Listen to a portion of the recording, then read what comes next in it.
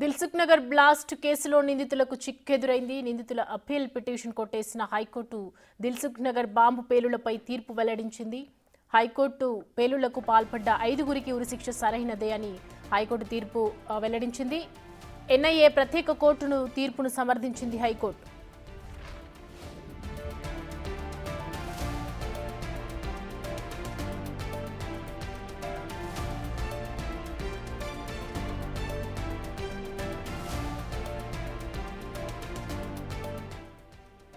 దేశవ్యాప్తంగా సంచలనం రేపిన దిల్సుఖ్ నగర్ బాంబు పేలుళ్ల కేసులో మరో కీలక పరిణామం చోటు చేసుకుంది. ఈ కేసుపై ఇవాళ హైకోర్టు తీర్పు ఇవ్వనుంది. ఈ కేసులో ముద్దాయిలు దాఖలు చేసిన పిటిషన్ను ధర్మాసనం తుది విచారణ జరిపింది. అయితే 2013లో దిల్సుఖ్ నగర్లో పలు చోట్ల జరిగిన ఈ భారీ బాంబు పేలుళ్లలో 18 మంది మృతి చెందగా 130 మందికి పైగా గాయాలయ్యాయి. ఈ కేసులో ప్రధాన నిందితుడు యాసిన్ బత్కల్ సహా మరో 5గురికి ఎన్ఐఏ ఫాస్ట్ ట్రాక్ కోర్టు 2016లో ఉరిశిక్ష విధించింది. దీనిని సవాల్ చేస్తూ నిందితులు హైకోర్టును ఆశ్రయించారు. దీనిపై హైకోర్టు తుది తీర్పు వెలువరించనుంది. ఘటన జరిగిన నాటి నుంచి యాసిన్ బత్కల్ సహా పలువురు నిందితులు ఇప్పటికే పరారీలో ఉన్నారు.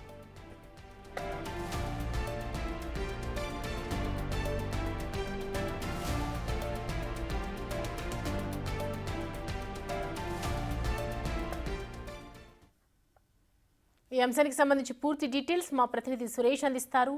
సురేష్,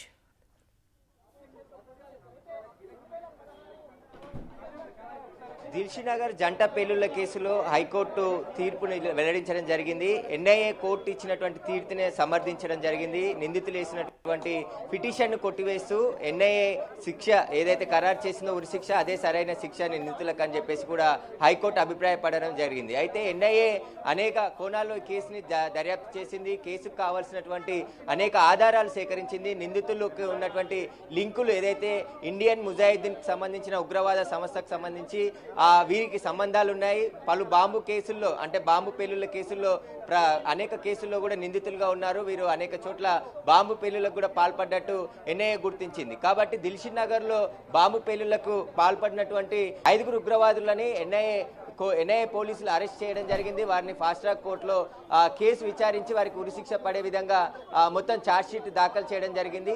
ఈ కోర్టులో హైకోర్టుకి ఉరిశిక్షపై అప్పీల్కి వెళ్లిన నిందితుల పిటిషన్ కూడా విచారించి కోర్టు దీనికి సంబంధించి కొద్దిసేపటి క్రితమే తీర్పు వెల్లడించడం జరిగింది. ఎన్ఐఏ కోర్టు ఇచ్చినటువంటి తీర్పు సమర్థిస్తూ నిందితులకు ఉరిశిక్షే సరైనదని చెప్పేసి కూడా హైకోర్టు కూడా అభిప్రాయపడడం జరిగింది. అయితే 2013 ఫిబ్రవరి 1లో జంట పేలుళ్లు దిల్షుఖ్నగర్లో జరిగాయి. నిమిషాల వ్యవధిలో ఒక బాంబు బస్టాండ్లో పేలింది. మరొక టిఫిన్ సెంటర్లో ఒక బాంబు పేలడం జరిగింది. పేలుళ్లకు సంబంధించి పూర్తిగా ఏదైతే దీనికి సంబంధించి ఎన్ఐఏ అధికారులు విచారణ జరపడం జరిగింది. విచారణ తర్వాత అనేక ఆధారాలు కేసుకు సంబంధించి సేకరించడం జరిగింది. ఆ తర్వాత ఎన్ఐఏ కోర్టులో ఫాస్ట్ ట్రాక్ కోర్టులో ఈ కేసుని విచారించి నిందితులకు ఉరిశిక్ష వేయడం జరిగింది. ఈ కేసులో మొత్తం 5గురిని ఎన్ఐఏ అధికారులు అరెస్ట్ చేశారు. అసదుల్లా అఖ్తర్ అలియాస్ హద్దీ, అదేవిధంగా జియాహూర్ రెహమాన్, ఎండి తహసిన్ అఖ్తర్, యాసిన్ బక్తల్, అజాజ్ షేక్ వీరు 5గురిని కూడా అరెస్ట్ చేశారు. రియాజ్ బక్తల్ మాత్రం ఆయన ఒక్కటి పరారీలో ఉన్నాడు. కేసులో కీలకమైనటువంటి నిందితుడిగా చెప్తున్నారు. కాబట్టి ఈ 5గురిని అరెస్ట్ చేసి చెర్లపల్లి జైల్లోనే ఉంచడం జరిగింది పోలీసులు. ఆ కేసుకి సంబంధించి ఎన్ఐఏ కోర్టు సంచలనమైనటువంటి తీర్పు 2016లో ఇచ్చింది. ఉరిశిక్ష విధిస్తూ తీర్పు వెల్లడించడం జరిగింది. ఈ తీర్పుపైనే నిందితులు హైకోర్టులో పిటిషన్ దాఖలు చేయడం జరిగింది. హైకోర్టు కూడా సుదీర్ఘంగా విచారించింది. సుదీర్ఘమైన వాదనలు విన్న తర్వాత ఆ నిందితులు వేసినటువంటి పిటిషన్ని కొట్టివేస్తూ కొద్దిసేపటి క్రితమే తీర్పు వెల్లడించడం జరిగింది. నిందితులకి ఉరిశిక్షే సరైన శిక్ష అని చెప్పేసి కూడా హైకోర్టు అభిప్రాయపడింది. ఎందుకంటే 18 మంది ప్రాణాలు కోల్పోయారు, 130 మంది క్షతగాతులు అంటే తీవ్రంగా గాయపడ్డారు. అప్పటి ప్రధాని మన్మోహన్ సింగ్ కూడా స్పాట్కు విజిట్ చేసి క్షతగాతులను పరామర్శించాడు. బాంబు పేలుళ్లకు సంబంధించిన ఇన్వెస్టిగేషన్ని స్వయంగా ప్రధాని మోడీ కూడా పర్యవేక్షించాడు. ఎందుకంటే నిందితులను ఎవరైనా సరే పట్టుకొని కఠినంగా శిక్షించాలని చెప్పేసి అప్పటి ప్రధాని మన్మోహన్ సింగ్ కూడా ఎన్ఐఏకు ఆదేశాలు జారీ చేయడం జరిగింది. ఎన్ఐఏ అనేక కోణాల్లో ఈ కేసును దర్యాప్తు చేసింది. మొదటగా దిల్షుఖ్ నగర్లో అనేక సీసీ ఫుటేజ్లను సేకరించడం జరిగింది. వాటిని అన్నిటిని పరిశీలించిన తర్వాత యాసిన్ బక్తల్ సైకిల్ పై బాంబు తీసుకొస్తున్నట్టుగా అనేక చోట్ల సీసీ కెమెరాల్లో రికార్డ్ అయింది. ఆ యాసిన్ భక్తులను అరెస్ట్ చేసిన తర్వాత ఈ నిందితులు ఎవరైతే లింక్ ఉందో వారందరినీ కూడా 5గురిని గుర్తించడం జరిగింది. మొత్తం 6గురు ఈ బాంబు పేలులకు ముఖ్య కారణం అని చెప్పేసి కూడా ఎన్ఐఏ ఛార్జ్షీట్లో పేర్కొనడం జరిగింది. ఎన్ఐఏ కోర్టుకు అనేక ఆధారాలు, ఇటు సైంటిఫిక్ ఆధారాలతో పాటు లేటెస్ట్ టెక్నాలజీ ద్వారా సేకరించిన ఆధారాలు, వాటన్నిటికి సంబంధించిన సమగ్రంగా దర్యాప్తు చేసి దర్యాప్తు రిపోర్ట్ని కోర్టుకు సమర్పించడంతో నిందితులు బాంబు పేలులకి కారణం ఈ నిందితులే అని చెప్పేసి కూడా ఎన్ఐఏ కోర్టు తీర్పునివ్వడం జరిగింది. అయితే ఉరిశిక్ష విధిస్తూ తీర్పు ఇచ్చింది. ఆ తీర్పునే సవాల్ చేస్తూ హైకోర్టుకి రావడం జరిగింది 2016 తర్వాత. కానీ ఇన్ని సంవత్సరాలు జైల్లోనే నిందితులను పెట్టి పోషించడం ఏంటి, శిక్షల త్వరగా అమలు కావాలని చెప్పేసి కూడా ప్రజల నుంచి పెద్ద ఎత్తున డిమాండ్ రావడం జరిగింది. ఇప్పుడు హైకోర్టు తీర్పు వెల్లడించింది కాబట్టి ఖచ్చితంగా బాధితులు ఎవరైతే మృతుల కుటుంబ సభ్యులు కావచ్చు, క్షతగాత్రుల కుటుంబ సభ్యులు అందరూ కూడా ఆనందం వ్యక్తం చేసే అవకాశం ఉంది. ఎందుకంటే తమ కుటుంబ సభ్యుల్లోని సభ్యుడిని ఈ బాంబు పేలుల్లో కోల్పోయారు. చాలా 18 మంది కుటుంబ సభ్యులు వారి కుటుంబ సభ్యులు వీరిని కోల్పోవడం జరిగింది. కాబట్టి నిందితులని కఠినంగా శిక్షించాలి, అసలు బాంబు పేలుళ్లకు జరగకుండా చూడాలని చెప్పేసి కూడా అనేక ప్రజల నుంచి పెద్ద ఎత్తున అక్కడ డిమాండ్ రావడం జరిగింది. ఈ నిందితులను కఠినంగా శిక్షించాలని ప్రతి సంవత్సరం దిల్షుక్ నగర్లో ఈ ఘటన జరిగిన రోజు అక్కడ పూలు వేసి నివాళులు అర్పిస్తుంటారు చనిపోయిన వారికి.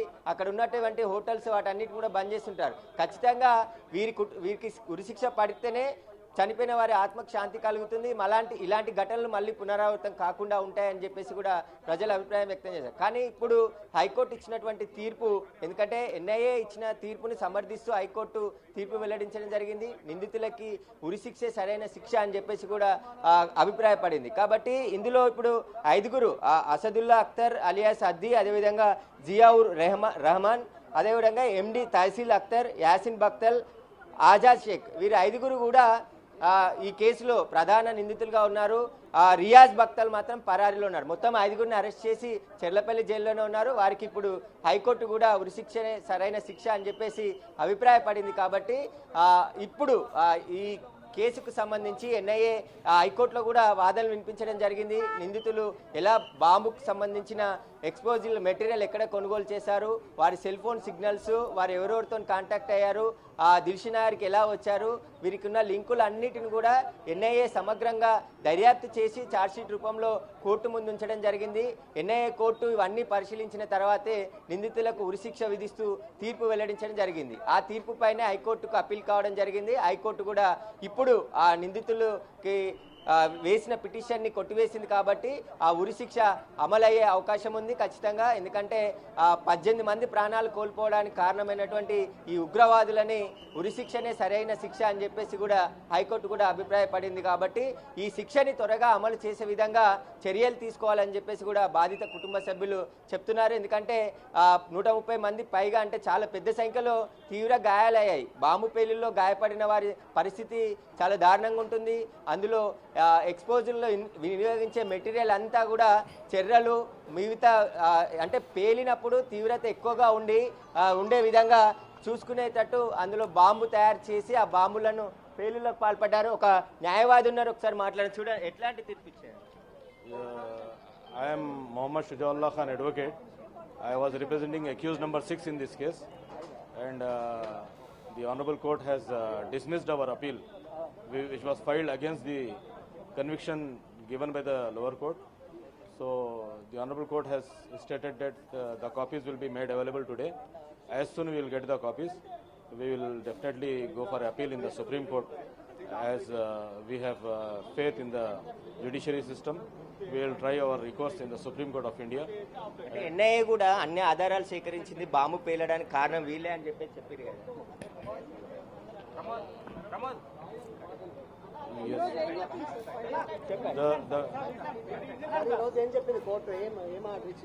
The Honorable Court has just stated that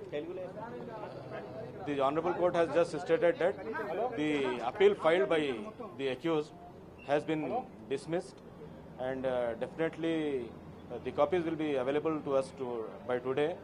As soon we get the copies of the orders, we will prepare for appeal in the Supreme Court of India, and definitely we are going to file an appeal, and we have faith in the judiciary system. Sir, what you have argued in the High Court?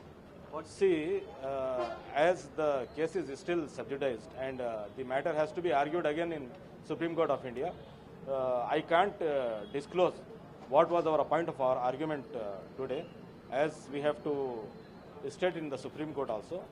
So, as far as the Honorable Court has just stated that our appeal has been dismissed, and the copies will be available to us today, and after getting the copies, we will definitely prepare and file an appeal in the Supreme Court. And this is for today. Now we can disclose this itself, and not more than that, because we didn't got the copies, and as soon as the copies are received by us, we can have some more scope of what the court has stated. Any considerations from your clients? No. See, considerations means the court. Have they appealed anything before the NIA court last time? No. See, NIA court has confirmed court has sentenced the accused, and we filed appeal against the orders of the NIA court. Thereafter, this honorable court has confirmed the orders of the NIA court. Sir, what are the main points you have argued that they have See, not linked with this incident? No. See, what I am saying is, we have to again go for appeal in the Supreme Court of India, and what the points we have argued in this case can't be disclosed here, because we have to again argue the same points in the Supreme Court. So the matter is still sub judice. So I am at this point I can't disclose what were the points we argued upon, and what was our points which were in favor of us, and what court the honorable court has considered and what have not have considered will be only. But death sentence confirmed by the High Court. Yes, death confirmation. See, NIA has argued their case. NIA has prepared their case, and they argued their case. So, in defense, whatever we can bring, we have brought before the honorable court. All accused are in Cherlapalli right now? No. Some of the accused are in away. So, How many are in Cherlapalli right now? Cherlapalli, one. Only Yasin? Yes. And Ejaz Sheikh is also there. Tihar jail, one accused is there. Other three accused? No, I am concerned about accused number 6, who is presently lodged in Cherlapalli jail. Ajaz. Ejaz Sheikh. NIA ఎలాంటి counter దాఖలు చేసింది? Sir, did they say anything about A1 Riyaz Bakhtar? Did they No, say anything about still he is in CCC. The court has not read out any part of the judgment. They have just confirmed, they stated it, they have just confirmed the orders of the lower court. Accused number 6, Ejaz Sheikh. See, I have already stated that I can't state what was my argument, because we have to again submit before the Supreme Court of India. Whatever the orders passed by the NIA court, the NIA has not able to prove it beyond reasonable doubt. That was our question. That was our portion of argument. Okay NIA ఒక death సెంటెన్సే కాకుండా ఇంకా వేరే దానికి సంబంధించి విధించినట్టు కదా? Yes. NIA only death సెంటెన్సే కాకుండా different cases సంబంధించి different తీర్పులు అందులో వేరే సెక్షన్స్ కూడా ఉన్నట్టు అవన్నీ అప్పీల్ చేశారు. Yes, I have appealed everything. Okay, court ఏ అంశాలను పరిగణలోకి తీసుకొని కింది కోర్టు తీర్పును ఖరారు చేసిందంటారు? మీరు ఏం భావిస్తున్నారు? No. ఎన్ఐఏ ఇచ్చిన తీర్పును ఈ కోర్టు సమర్థించింది కదా, మీరు ఏ అంశాలను పరిగణలోకి తీసుకొని See, whatever our points, whatever our arguments, still because we have to go for appeal in the Supreme Court. For that reason, I can't disclose. That is my problem, because ఇప్పుడు మీరు ఒక A6 తరపునే సుప్రీంకోర్టుకి yes, we are concerned about our accused. Others will also definitely go. There is no scope. Okay, ఎప్పుడు వెళ్ళే అవకాశం ఉంది? It will take 1 or 2 months for preparation. ఈ తీర్పు పట్ల మీరేం చెప్తున్నారు? See, we have faith in the justice system of India. Definitely, we'll expect that Supreme Court will definitely hear our appeal and pass some consideration to us. Argument. Thanks. అయితే ఈ కేసులో ఉన్నటువంటి 6వ నిందితుడికి సంబంధించిన అక్యూజ్డ్ తరపున వాదనలు వినిపించిన న్యాయవాది ఇప్పటి వరకు మాట్లాడడం జరిగింది. హైకోర్టు తీర్పు పైన సుప్రీంకోర్టుకు అప్పీల్కి వెళ్తామని చెప్పేసి కూడా అడ్వకేట్ చెప్తున్నాడు. ఎందుకంటే ఈ కేసులో ముఖ్యంగా అజీత్ సంబంధించి ప్రస్తుతం చెర్లపల్లి జైల్లో ఉన్నాడు, మరికొంతమంది తిహార్ జైల్లో ఉన్నారు నిందితులు.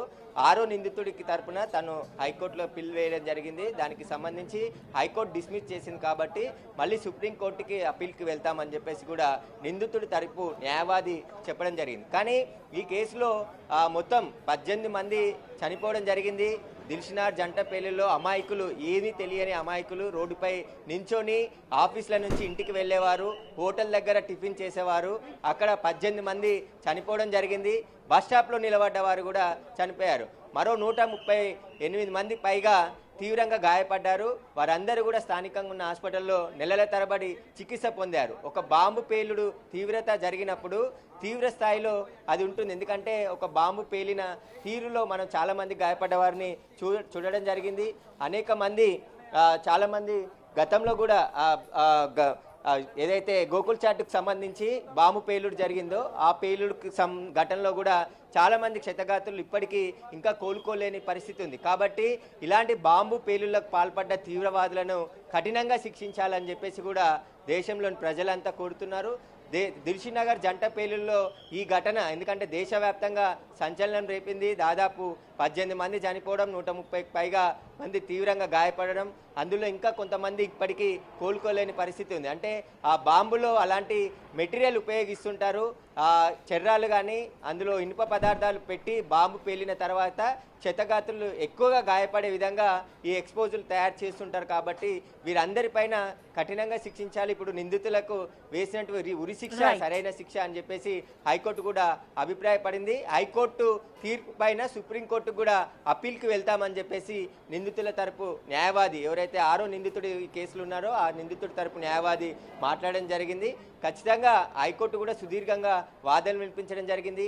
ఎన్ఐఏ కూడా దర్యాప్తులో సేకరించినటువంటి ఆధారాలన్నీ ఎన్ఐఏ కోర్టుకు సబ్మిట్ చేసింది. హైకోర్టులో కూడా కౌంటర్ రూపంలో దాఖలు చేయడం జరిగింది. నిందితులకి ఈ దిల్షునగర్ బాంబు పెళ్లిళ్లే కాదు, దేశంలో అనేక బాంబు పెళ్లిల్లో ఈ నిందితులకు సంబంధాలు ఉన్నాయని చెప్పేసి కూడా గుర్తించడం జరిగింది. పూర్తి ఆధారాలతోని కౌంటర్ దాఖలు చేయడంతో హైకోర్టు కూడా ఎన్ఐఏ కోర్టు ఇచ్చినటువంటి తీర్పును సమర్థిస్తూ నిందితులకు ఉరిశిక్షే సరైన శిక్ష అని చెప్పేసి కూడా చెప్పడం జరిగింది. Right Suresh, thanks for the updates.